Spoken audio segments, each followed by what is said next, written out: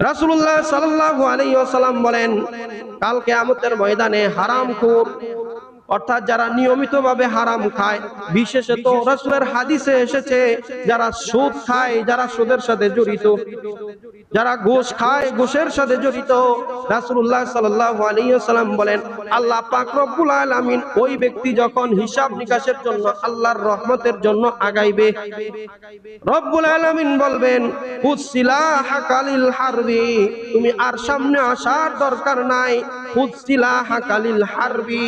তুমি তোমার অস্ত্র নাও আমার সাথে যুদ্ধ করার জন্য, তোমার অস্ত্র নাও যুদ্ধ করার জন্য, আমি তোমার সাথে আজকে যুদ্ধ করব। রব্বুল আলামিন যদি ওই কঠিন মুহূর্তে এই ঘোষণা দেন যে তোমার সাথে যুদ্ধ হবে, তুমি আমার সাথে যুদ্ধ করার জন্য প্রস্তুতি নাও, ওই সময় পোড়া কপাল, ওই সময়ে সুদখোর, ওই সময়ে হারামখোর, ওই সময়ে যারা ঘুষখোর থাকবে তাদের অবস্থা কত ভয়ঙ্কর হবে।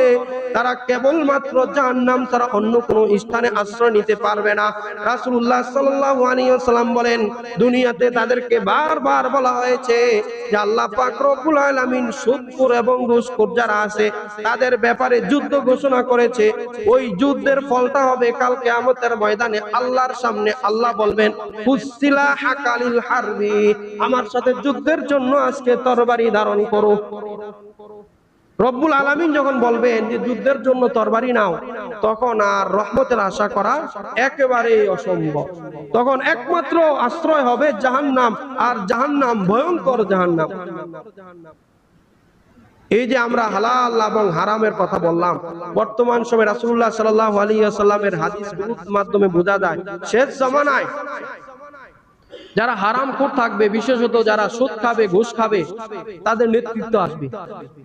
তাদের নেতৃত্ব আসবে মসজিদ, মাদ্রাসা, সমাজের মাতবর, সমাজের বিচারপতি, দেশের বিচারপতি, এই সমস্ত স্থানগুলোতে আপনার সুদ যারা খায়, সুদের সাথে যারা জড়িত, তারাই নেতৃত্ব পাবে। আমরা যদি এখন আমরা খেয়াল করি, আমাদের দেশ সহকারে পুরো পৃথিবীর বেশিরভাগ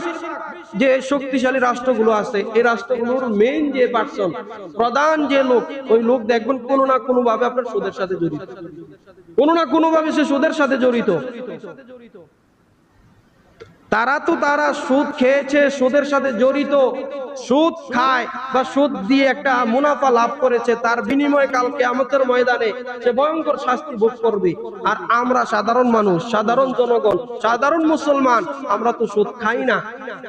কিন্তু আমাদেরও একটা ভয়ঙ্কর পরিণতি হয়ে যাবে। যারা সুদখোর তাদেরকে সাপোর্ট করা, যারা সুদখোর তাদের সাথে মশরা করা, যারা সুদখোর বা যারা হারাম উপার্জন করে তাদেরকে নিজের যে একটা মৌন সম্মতি আছে, সমাজের মধ্যে যে অবৈধ কামাই করে, জুয়া খেলে কিছু যুবক আছে, তাদেরকে মৌন সম্মতি দেওয়া, তাদেরকে দেখেও না দেখার ভান করে চলে যাওয়া, তাদেরকে আবার কিছু কিছু ক্ষেত্রে সে কামাই করে এসেছে ঘরের মধ্যে, তাকে উৎসাহ দেওয়া, ভালো মন্দ কিনে নিয়ে এসে জুয়া খেলে তাকে উৎসাহ দেওয়া, এই ধরনের সাপোর্ট করা, এই ধরনের মৌন সম্মতি দেওয়া, এই ধরনের শক্তি যোগানো কাল কিয়ামতের ময়দানে ওই সুদখোরের কাতারে, ওই হারামখোরের কাতারে, ওই জুয়ারিদের কাতারে আমাদেরকে নিয়ে যাবে। আরো ভয়ঙ্কর একটা পরিণতি হলো যারা হারামখোর বা যারা হারাম খাইতে খাইতে খাইতে খাইতে তাদের অভ্যাসে পরিণত হয়েছে, তাদেরকে আল্লাহ পাক রব্বুল আলামিন যে সত্য কথা গ্রহণ করা এবং সত্য বলার যে একটা মানুষের আকলে সালিম, সুস্থ বিবেক আছে, ওই বিবেকটা নষ্ট করে দেয়। এজন্য দেখবেন অনেক ক্ষেত্রে মসজিদগুলোতে, মাহফিলগুলোতে বা সমাজের ভালো যে লোকগুলো আছে, তারা যখন সুদের বিপক্ষে কথা বলে, জুয়ার বিপক্ষে কথা বলে বা বিভিন্ন ধরনের সৎ কথা বলে, কিছু মানুষ আছে সুদ খায় আবার হারাম উপার্জন করে, কিন্তু এগুলো বলার করার পরেও যখন ভালো কথা বলা হয় সে কিছু বলে না, সে চুপ থাকে, কিছু কিছু ক্ষেত্রে সে অনুতপ্ত হয়। কিন্তু কিছু মানুষ থাকবে, সে তো হারাম খায়, আবার যখন হারামের বিপক্ষে বলা হবে তার বিপক্ষে সে উঠে পড়ে লেগে যায়, তার বিপক্ষে উঠে পড়ে লেগে যাবে। মসজিদের মিম্বর থেকে বলা হলো, সুদের ব্যাপারে কথা বলা হলো, কিছু মানুষ সুদ খায়, সে মাথা নিচু করে বাড়িতে চলে যাবে, চেষ্টা করবে সুদ থেকে বাঁচার জন্য,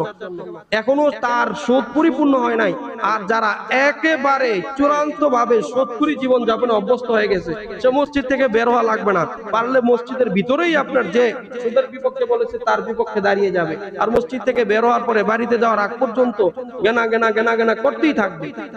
এটা হলো মূলত যে তার ভিতরে যে সত্য গ্রহণ করার যে একটা সুস্থ বিবেক আল্লাহ পাক রব্বুল আলামিন মুসলমানদেরকে দিয়েছেন, সেটা তার থেকে বিলুপ্ত হয়ে গিয়েছে। কিয়ামত পর্যন্ত, এমনকি মৃত্যুর সময় তার সামনে যখন বলা হবে যে লা ইলাহা ইল্লাল্লাহু মুহাম্মাদুর রাসূলুল্লাহ, কালিমা পড়ো, কালিমা পড়ো, কালিমা পড়ো, কালিমার জপা হবে, তখন সে ওই কালিমা গ্রহণ করবে না। তার ভিতরে সত্য গ্রহণ করার যে একটা মানসিকতা আছে সেটা দূর হয়ে যাবে। এই কারণে ভাই আমার, আমরা নিজেরা হারাম, বিশেষ করে সুদ, ঘুষ, বিশেষ করে বর্তমান সময়ে খেলাধুলার সাথে সম্পৃক্ত জুয়ারি, এই সবগুলো বিষয় থেকে আমরা নিজেরা প্রথমে বাঁচবো। তারপরে আমাদের সন্তান, আমাদের অধীনস্থ, আমাদের এলাকার ছোট ছেলে, আমাদের এলাকার ছোট ভাই, তাদেরকে সকলে মিলে প্রতিরোধ করার চেষ্টা